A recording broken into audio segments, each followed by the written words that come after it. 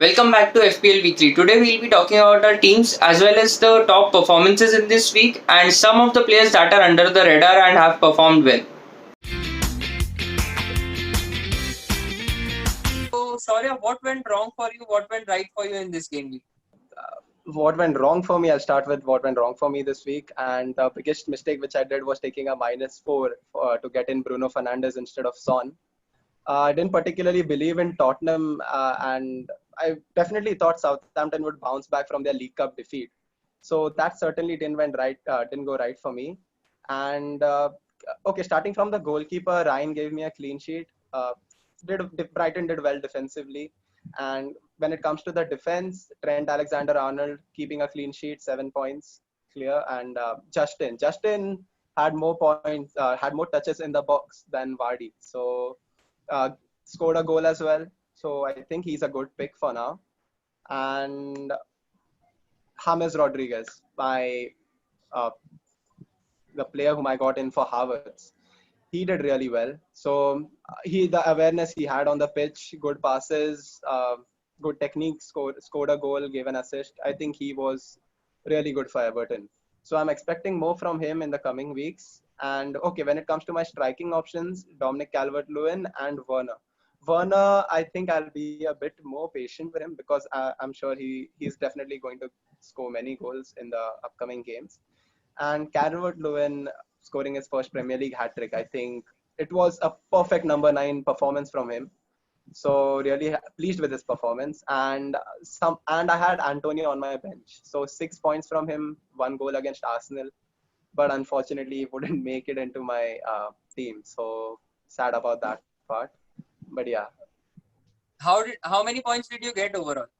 so I got 62, a bit more than average. Not really happy with it, but I think if I had Son, it would definitely be a good week for me. I think overall you shouldn't go in for United assets so early because Oli just mentioned in his press conference that the team will take about 3 to 4 games to reach match fitness and like attacking in sharpness. So I think definitely we need to be a bit more patient before getting in United players. Yes. And Milind, how did your team perform overall? Really bad. I didn't. Yeah, there's nothing good about it. I'll talk about my team. I scored 40 points. I basically trusted in Spurs not doing well and Southampton bouncing back. So I had a triple Southampton playing in my 11. I had McCarthy with 0 points, Walker Peters with 3. Thankfully, got an assist, and Che Adams with 1. I went with the wrong striker. If I would have had Ings instead, I probably would have gotten a lot more since he scored 2 goals. Apart from that, I did not have any Spurs assets because I fully believe in them not doing well. So that sort of came back to haunt me at the end. I had Aubameyang as my captain. He got 5 points. So that was not a good performance in terms of a captain pick. And I had Pereira, thankfully, who was my differential, and he scored 10 points. And he was pretty much the only attacking outlet that West Brom had, which looked threatening, Like the free kick he scored was insane. So I'm glad that worked out for me. Apart from that, I had Werner, who gave me 2 points. He had an all right game in terms of him being probably the most dangerous attacking outlet in Chelsea. He had a lot of runs to the left where Trent had open space. And I had Wadi. Wadi was another differential pick of mine. The kid didn't work out for me, as Shaurya mentioned. He had fewer touches than James Justin, which is not good for a number 9, especially such a prolific one as Wadi. And apart from that, I had Salah, who got me a clean sheet point, so we take those. We had Saint Maximin, who got injured halfway through the first half, I think. And I had Tierney in my playing 11, but he got injured in warm up. So again, I don't think it would have mattered since West Ham did get a goal. But I had ASM come on for him. So yeah, not a good week at all, I have to say. So it's okay, but it's a great start, and Werner will definitely score. He has his next match against West Brom. So West Right. Brom looks like they'll need goals and many goals, and they'll surely a relegation team. I think so. But I had a great week overall. I scored 89 points. I stick with Son. I stick with Mitrovic. So, and they gave me the points. So Son, everybody knows he scored 4 goals. Mitrovic scored a brace. So 24 and 12 points came from there overall. And I had Justin as well. Justin, as Shaurya said, he had one more touch than Vardy in the penalty box. So, and he also got a goal. And apart from him, I had Calvert-Lewin. He scored a hat-trick. But I did make a mistake as well in this 89 points. I went for my captain. I went for Martial as my captain. So I could have gone for someone else. As I told in the preview show as well, that TCL is a very good differential pick, captain pick. But I didn't go for him myself, so I should, stick to my own words and go for the captain picks that I am suggesting. So I should do that probably, and it's a great start, great week overall, 89 points. So let's talk about the top performances in this week, and let's start with the defenders. So I think Konsa had a very good start in the first match itself for Aston Villa. He had a clean sheet, he scored a goal, 15-point haul. But I think he's a one game wonder. He will not, get those points overall, and most probably you should not get him as early as now. And what do you think about Castagne, Shaurya? So Castagne did really well, 2 assists. I think he has a spot nailed on as well, and I definitely think he's a good pick. And when it comes to Konsa, I think Sheffield United had a red card, so we need to take that into consideration. Like they got a red card early on into the game. So I think Aston Villa, even with that advantage, won by a mere margin of 1-0. So I think he's not like just like you mentioned, he's not maybe not the one to go for in the long term. So yeah, and Justin, I had him in my team. He did really well, scored a goal. I think these are Yes. really good picks.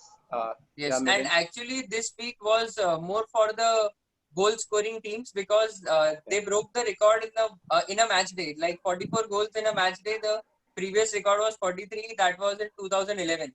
So this wasn't a game week for defenders, but still there was two teams that got a clean sheet, and Milind could talk about that. Right. So one of them was Liverpool, which, if we're being honest, they also got lucky with the red card that Christensen gave away. Werner did have like a decent chance to two in the first half, although they weren't threatening. Fabinho did well to handle him. I would say getting a clean sheet against Chelsea was like a huge result for them in terms of how the other teams played. And the other was who was it? Aston Villa getting a clean sheet with Martinez saving a penalty, which is again like a big thing, right? Like the odds are super low. And Allison also saved a penalty, by the way. So if you were an owner of Allison, you got lucky there. If you were an owner of Martinez coming in from maybe a game week 2 wildcard, you probably did a nice move there.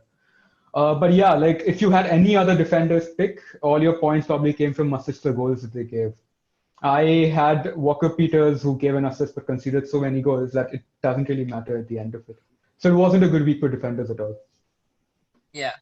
But midfielders had a great pick this game week. So everybody knows about the Spurs midfielder Son and even the James of Everton. But Mane, if you had patience to stick with Mane for another week, he scored like 16 points and Salah didn't get a goal or an assist this game week. So Mane performed really well. And one more player, like ex-United player, got points, and Shaurya could talk about him. Zaha and Helder Costa did well. I think Leeds are a very good attacking side, and Crystal Palace, I think they got lucky because United's defense was really sloppy this game week. And Zaha did really well. He got 2 goals, has the armband, and certainly took responsibility to take the second penalty. And he scored. And second goal was really well taken, a really good finish. So I think he could be a good pick, maybe in the coming game weeks. Right, but along with that, you do have to realize it's still a Roy Hodgson Crystal Palace team. Getting to them is a big risk. You have other options in those areas as well. But like Zaha is certainly performing the first 2 weeks. He's returned both times. So yeah. Yeah. And another midfielder I would like to talk about is Harvey Barnes. So Harvey Barnes played really well for Leicester, and even KDB started his season with 2 assists. So Milind can talk about him more about it. Right. So in terms of Harvey Barnes, I think we've been seeing this from last season since he started playing. He can be like super prolific in terms of the number of chances he creates and gets, but his finishing has been where he is super weak. Like his shots are probably the worst in the top 6 Premier League teams out there. So, but for him to return like this was a good sign. And certainly if he does pick it up and continue this, he could be a good differential. because not a lot of people go for Harvey Barnes. So that's certainly one person to look out for. Although I would recommend to hold on to not getting him for now, but he's certainly someone you should have on the watch list. In terms of KDB, I think a lot of us didn't get him in because they had a Wolves fixture and they notoriously are super bad against Wolves. Like, as in, I think they lost twice last season, right? So that is why a lot of us were waiting for this week to get him in. But the people who did get him in are probably reaping the benefits now because he was, I think, by far, although I didn't catch a lot of the game, he was by far the best player and he returned with a goal and an assist. So that's something to look out for as well. Apart from that, we also had Phil Foden, who started and got 9 points. And Sterling, I think, just got an assist, if I'm not wrong. Yes. Yeah. So, and Jesus with a late goal at the end. So if people did go for City assets and they chose correctly, they would have reaped the benefits really well there. Milind, but what do you think if you had an option to select only one, either Sterling or KDB, who would you go for in the long term? I would definitely go for KDB still. I think when people think of Sterling, they just think of the post-restart season that he had. But he did have like a really below-average season before that. And KDB is a consistent pick who'll probably get you more points overall. So in terms of maybe points per game, it might not be a huge difference. KDB is also the lower-priced person when compared to Sterling. And also, they both are at the same price. Oh, right, my bad. In fact, KDB did rise, so technically KDB is. Right, my bad. Yeah. So anyways, I would still go for KDB any day because he is by far City's best player on the pitch. And he's also more fixture proof. I think the odds of him getting rotated are a lot less than Sterling getting rotated. Because although Mahrez isn't available right now, he will be. Then you have Ferran Torres. So you have people covering the attacking side a lot for City. Yes, yes. So let's talk about the forwards. So Kane got 4 assists and even scored a goal. And even DCL got a hat-trick. But there was another performance from a lead striker. He is consistently scoring goals or getting assists. He's Bamford. So Shaurya can talk more about him. Yeah, Bamford scored a goal and created 2 assists. So I think Leeds are a particularly good attacking side. Leeds attackers, I think they do really well in general, and I think Bamford will certainly give more points in the long term. And with Marcelo Bielsa saying that he, like in press conference, that he prefers starting Bamford over Rodrigo, I think that's something to think about. He's a good pick, and yeah. Apart from that, for Bamford, I think you have to keep track of his record in the past. He has been super wasteful in the championship. If you look at the stats, you would have seen like he's missed a lot of chances that maybe another top striker would have gotten and which have led to a lot more goals for Leeds. So that's what people said while coming into the Premier League, that Bamford wouldn't cut it as a top quality striker. So while he's proving us wrong right now, the stats certainly don't back this being the case for long term. And Rodrigo they bought him in for a reason. They paid the money for a reason. So you might expect a lot of rotation. So keep that in mind as well. Yes, and actually Mitrovic and Ings, if you would have stick with them, they got braces each. So they played pretty well. Mitrovic scored a good header against Leeds. And Leeds are a attacking side, so you would get goals against them. And Ings also got 2 goals, so they both performed really well. So yeah. And let's talk about some of the players that are under the radar, that are in the differential zone and scored a lot of points. So one player that stood out was Mope for me. He got like 16 points and he's still in less than 2% of the teams. And he played really well for Brighton. He's the number 9 for them and he played really well. And another guy from Brighton as well, Trossard. Trossard created the most chances for Brighton this game week. He had like 4 chances created and he got an assist as well. So he's another player that is under the radar and is in the differential zone. And if you are looking to catch up in your leagues, you can get him in your teams. So, Milind, who do you have? Some players do you have in mind? I think the 2 picks you just mentioned are great options. The only thing to worry about is possibly Potter's rotation tendencies. He rotates a lot, so that's something you have to take care of.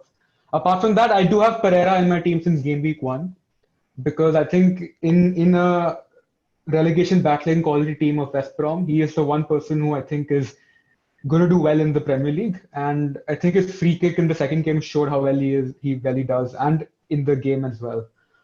Apart from that, you have Phil Foden that you can potentially look at.